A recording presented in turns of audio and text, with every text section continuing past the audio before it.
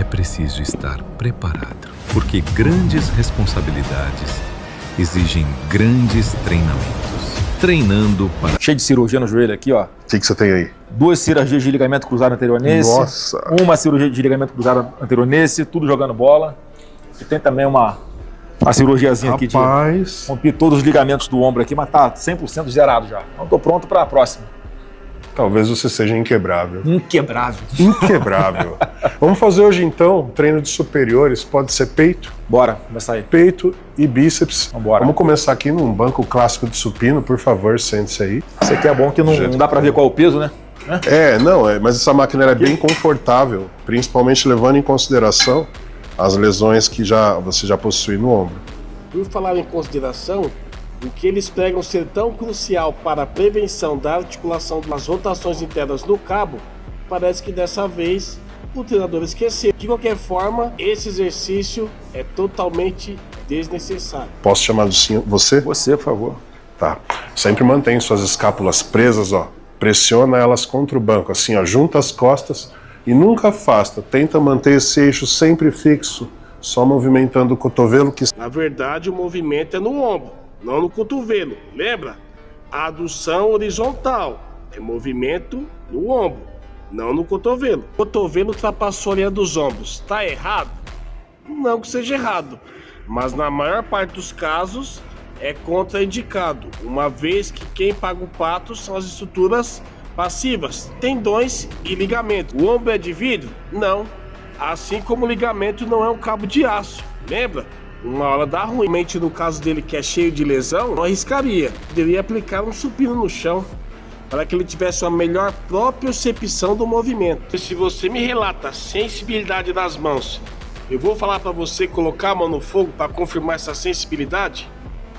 Não faz sentido, né? Outra coisa é que esse supino convencional que é feito nas academias, seja em barra, halter ou em máquina, a literatura ela não abomina.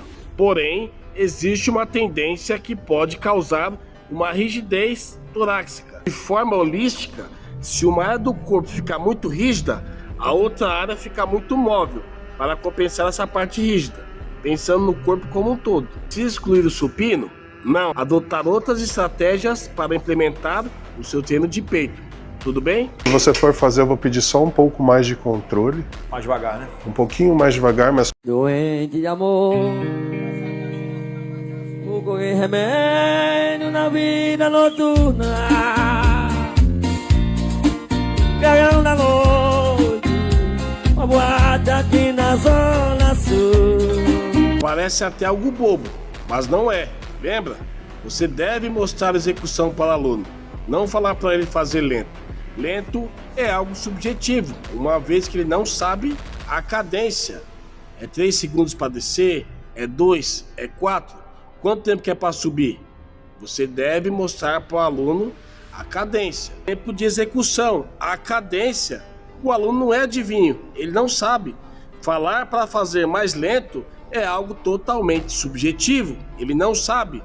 Eu quero numa cadência 30/10. Você deve mostrar para ele 3 segundos para descer, 1 para subir. Para ele fazer mais lento, fazer mais rápido, ele vai ficar perdido. Ele não sabe o que é cadência. Você sim, pelo menos eu acho que você sabe. Como é aquecimento, a ideia é... aquecimento? Aquecimento. Tá valendo, não? Lubrificar as articulações, preparar para o esforço que você vai fazer. Esse aquecimento é válido? Sim. Só uma série? Não é o que a literatura recomenda. Tenta segurando aqui, nessa posição, justamente pela sua lesão. Você traz aqui. Tá. Aqui, bem semiflexionado, levanta nessa posição aqui. Vamos falar um pouco de meio ambiente. Quando ele cria essa rotação na articulação do ombro, ele melhora o espaço dentro da articulação? Sim. Reduz as chances de impacto? Sim. Isso quer dizer que não vai ter impacto? Não. Tudo porque o movimento de elevação, onde ele eleva o braço, está totalmente rente ao tronco. A execução não está totalmente fluida. Elevação lateral não é tão simples assim. Entenda, toide lateral é agonista, porém anterior e posterior são sinergistas. Se os dois não estão trabalhando de forma certa, tende a acontecer um movimento indesejado, só que antes de tudo, de pensar em deltoide, eu preciso entender de cintura escapular, porque o ombro é dependente da escápula, e a escápula para rodar é dependente de músculo, tanto para rodar quanto para estabilizar. E toda essa gama, todo esse conjunto envolve cerca de 11 músculos, se eu não me engano. E se porventura eu tenho 10 e não tenho 11, já entendeu? O movimento vai dar algum tipo de alteração, possibilidade de impacto, ou seja, eu preciso de todo esse coreto funcionando em harmonia. Os 11 não são 10, não são 9, não são 8. Exige uma alta alavancagem para essas musculaturas realizarem o movimento de forma livre e de forma fluida.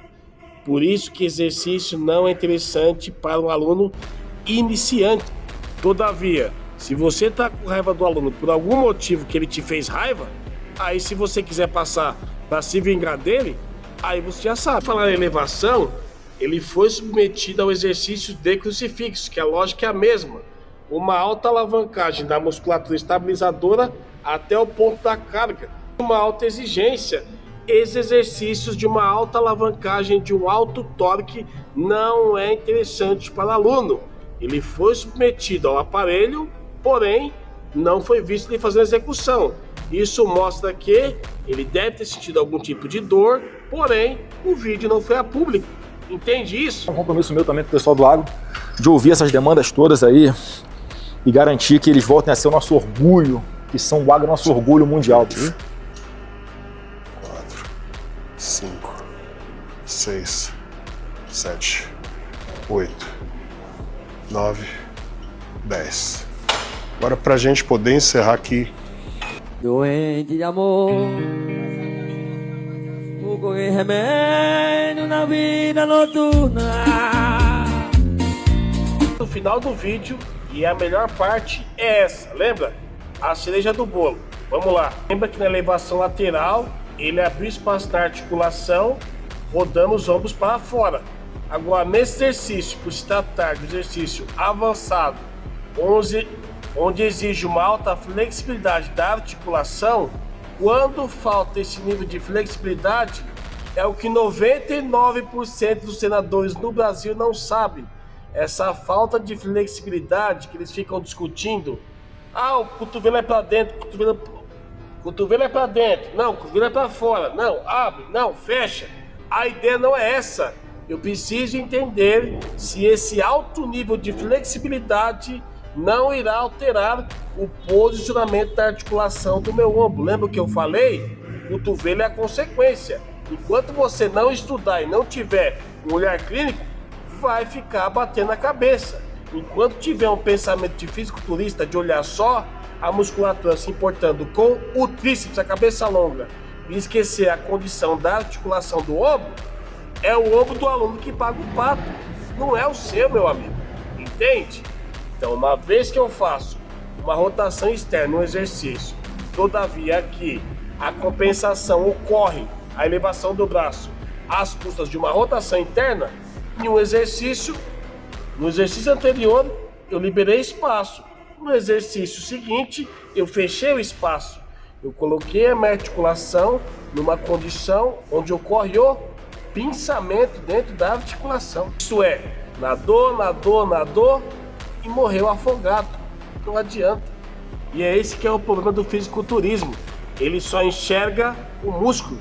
Ele não enxerga, ou melhor, ele não leva em consideração tendão, ligamento e bursa. Por isso que existe uma sequência pedagógica.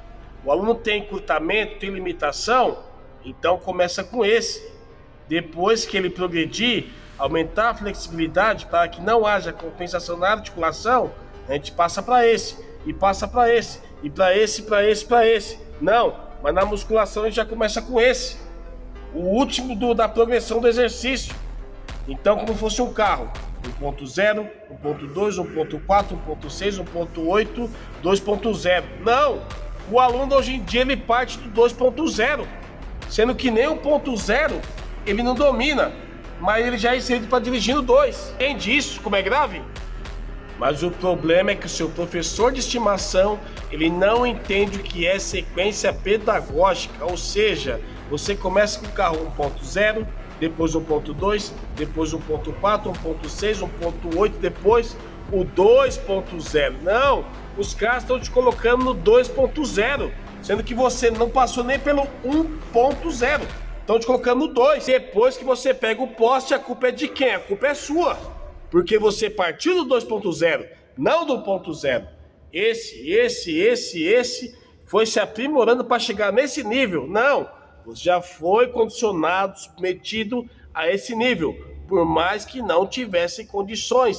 E depois que você se lesiona, você se machuca, a culpa é de quem? Exatamente, a culpa é sua.